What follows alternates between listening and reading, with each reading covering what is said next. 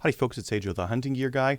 Today I want to talk about wear on guns, not where guns are, wear on the guns, and what you can expect, what's normal. I've seen a lot of posts on Facebook and Reddit and that kind of thing where people are wondering, hey, I'm seeing this on my gun, is this normal or not?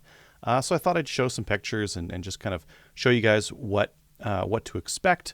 I'll also talk about what you can do to reduce wear and then some of the typical things you might see. So why don't we just get right into it. Now, the first one I want to show is just a super standard bolt because a lot of people don't know this.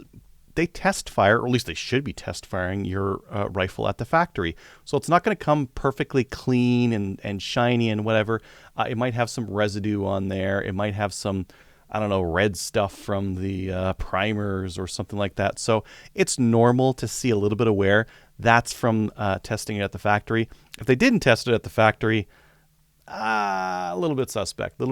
Because guns that aren't tested at the factory, my experience has been really poor with them. Next, I just want to show a couple pictures of a Glock 34 with a bunch of wear on it.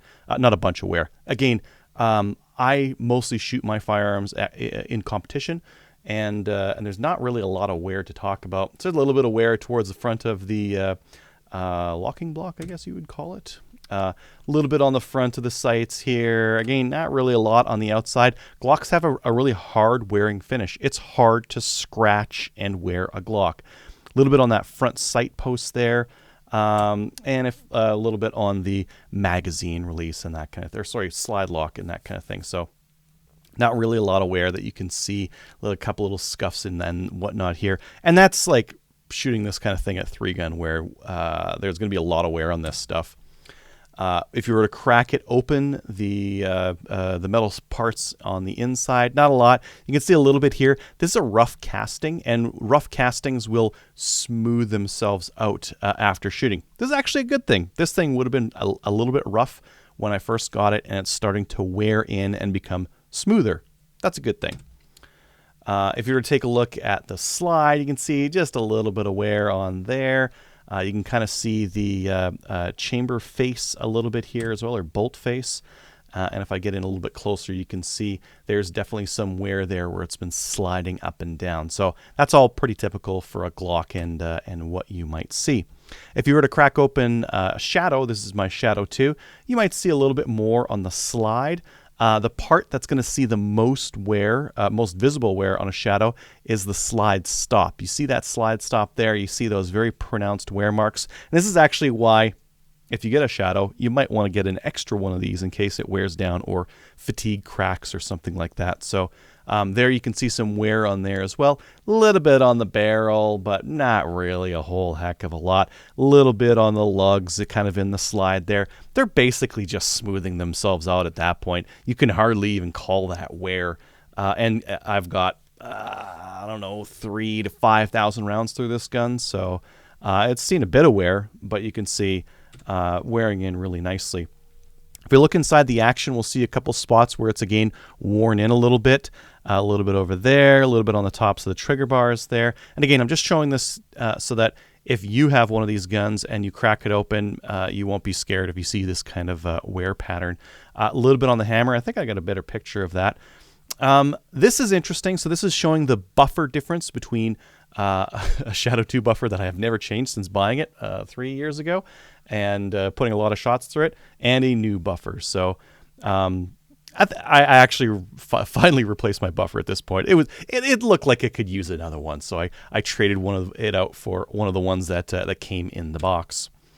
Towards the back here, not really a heck of a lot. It's not a really strong hammer, and it's not like hammering the crap out of the back of that thing, and it's well fitted together, so this gun doesn't wear a heck of a lot.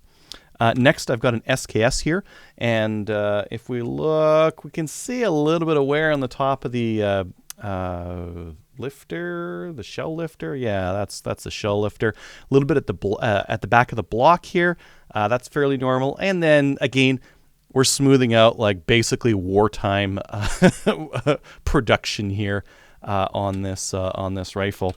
If we look towards the back, you might see some on the release, a little bit more at the backs here. Again, Nothing too crazy here. This is all fairly normal when it comes to an SKS. This isn't really normal. It's just normal when Russians are making it in the early 50s. You can see that the hammer has some kind of weird marks on it. That's just because it's a surplus rifle. that's just what you get when you sign up for a surplus rifle, is there might be some bad machining on it, and this is where that bad machining is showing up. Doesn't make a difference. Rifle still runs. On the bolt and the bolt carrier, I'm just kind of highlighting some of the shiny spots here.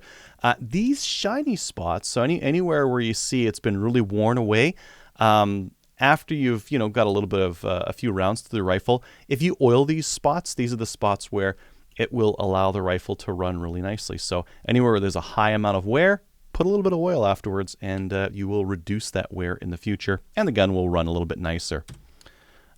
Just showing a little bit. Sometimes with SKSs, you can get a little bit of discoloration in here. This is not from shooting corrosive ammo. Shooting corrosive ammo, you get like a brown rust and that kind of thing. This is just a little bit of carbon that's kind of worked its way in, and I just can't get it out of the metal because the metal is so porous.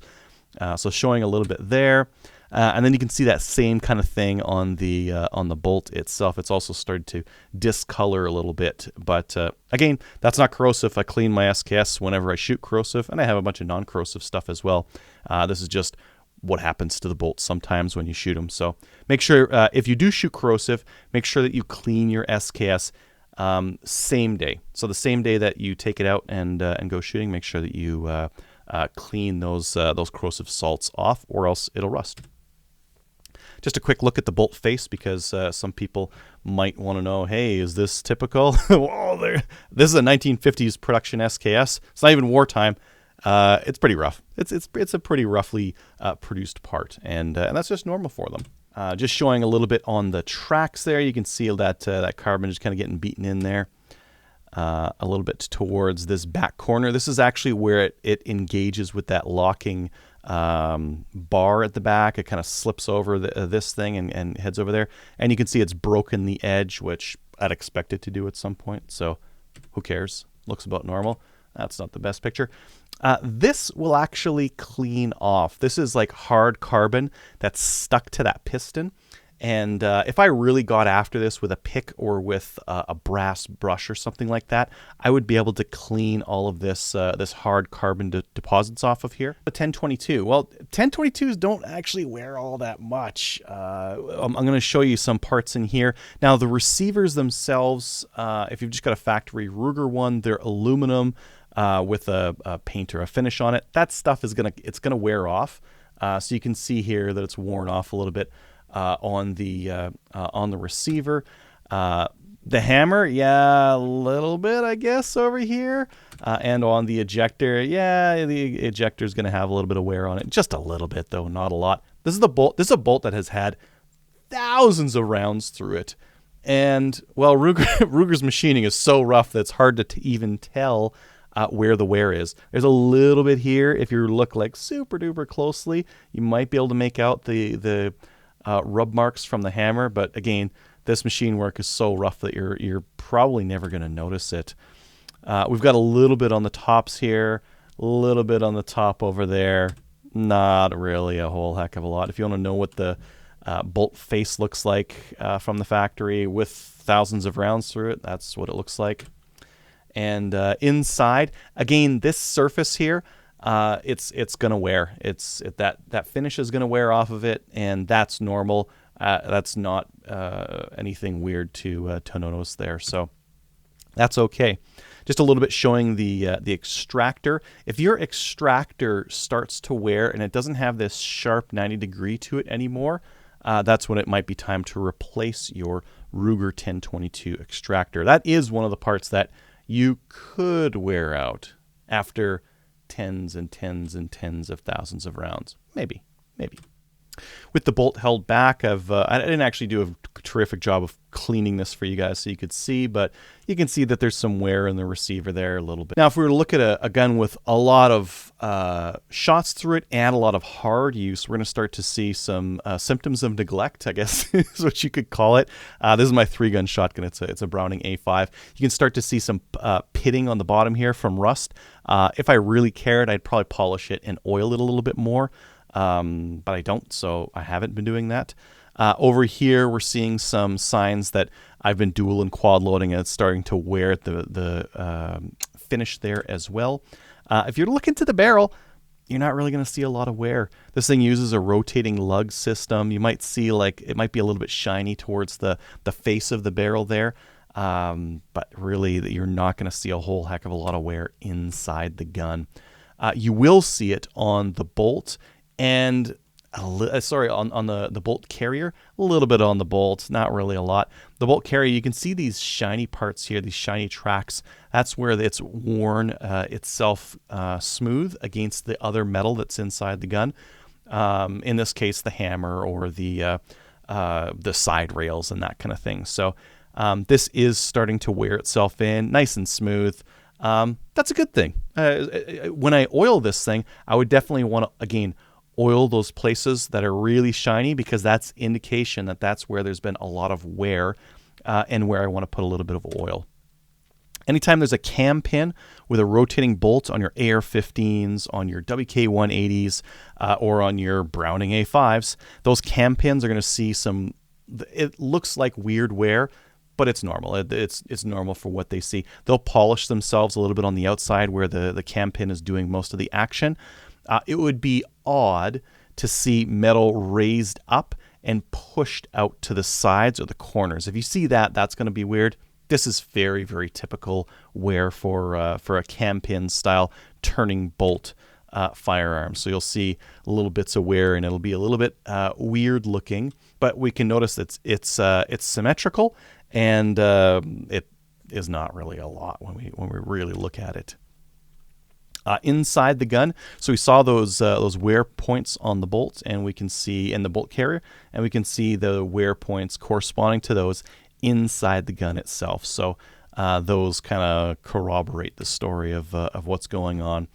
Inside the receiver, looks well used. Not really a whole heck of a lot of wear, though. Not really a lot of damage inside there. And then our shell follower has one ring of that's definitely been worn away towards the front there. To be expected. I don't know what you could do to stop that, and I don't really care. I'm not going to do anything to stop that either. So hopefully you've found that informative. Again, keep in mind, if you buy a new gun, it may have been test fired at the factory. That's a good thing, because they actually check to make sure it works. Believe it or not, I have got guns straight from the factory that didn't work and were not test fired. And a factory that test fires guns will catch those errors before they make it out to the customers, and they might actually care about the customers. Take a look at the wear patterns on your guns, give them a nice good clean, and then oil them in those places. One other thing just to take note of, there is such a thing as overcleaning and over-oiling your gun. If you over-clean your gun, take it apart and clean it frequently, all those little pinholes that you like constantly hammer on to get the pins out and that kind of thing, they're going to start to wear it. It's not going to be quite as tight as it was before. So just keep that in mind. Some guns don't need to be super clean to run really well. Some of them do need to be super clean to run really well. So know your firearm and what's required with it. And if you over oil it, what's going to happen is that carbon and dirt is going to be attracted to that oil and is going to stick in the gun, and it's going to gum it up faster than if there was less oil. So less is more. Use oil appropriately. One thing you might want to do is just put on some gloves, put a little bit of oil on your gloved finger, and then just rub it in the places that need it. You don't need to drizzle the oil in there to make sure the oil works. This needs a thin film usually to work. And then in places where there's a lot of wear, you might want to use like a grease or something like that, synthetic grease, or even like that green farmer tractor grease that smells real weird. That stuff works too. Just put that on the places where there's a lot of wear. Thanks for watching.